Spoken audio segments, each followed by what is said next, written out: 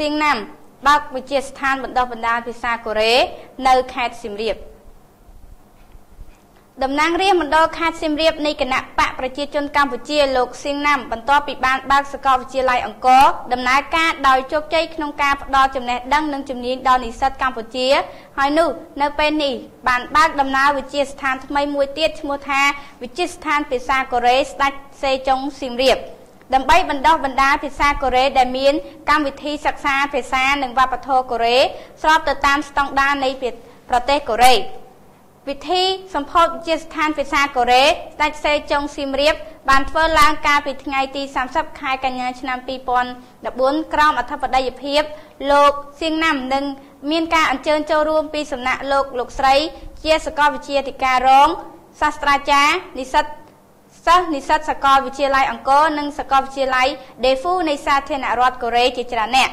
លោកមុងសារ៉ិនសាកលវិទ្យាធិការរងនៃសាកលវិទ្យាល័យអង្គរបានថ្លែងឲ្យដឹងថាការបើកដំណើរការវិទ្យាស្ថានបណ្ដុះបណ្ដាលភាសាកូរ៉េនេះឡើងដោយសារសាកលវិទ្យាល័យអង្គរធ្លាប់មានបទពិសោធន៍បណ្ដុះបណ្ដាលភាសាកូរ៉េចាប់ពីឆ្នាំ2007មកដោយបានផ្ដល់ចំណេះជំនាញដល់និស្សិតភាសាកូរ៉េ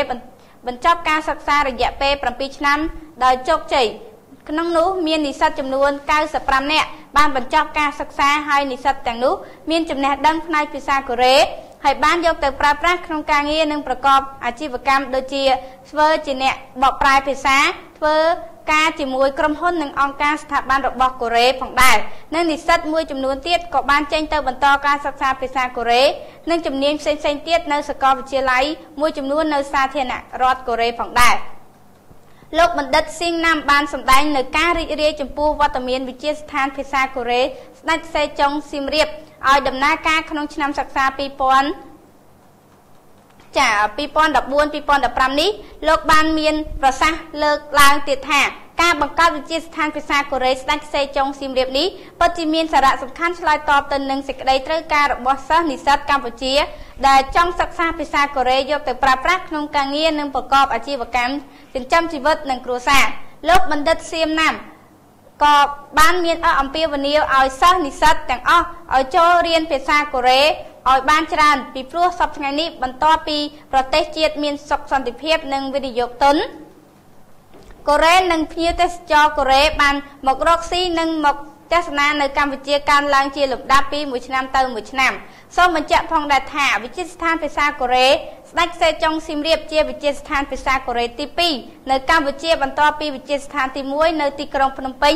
ដែលមានកម្មវិធីសិក្សាភាសានិងវប្បធម៌កូរ៉េស្របទៅតាមស្តង់ដារកម្មវិធីសិក្សានៃសាកលវិទ្យាល័យនានារបស់សាធារណរដ្ឋកូរ៉េមានសាស្ត្រាចារ្យជនជាតិកូរ៉េដែលមានបទពិសោធន៍និងមានគរុកោសល្យបង្រៀនច្បាស់លាស់ចា៎ទស្សនិកជនជាទីមេត្រីនេះគឺជាសារព័ត៌មានជាតិដែលលោកបណ្ឌិតសៀងណាំបានបើកវិទ្យាស្ថានបណ្ដុះបណ្ដាលភាសាកូរ៉េមួយដែលនៅខាង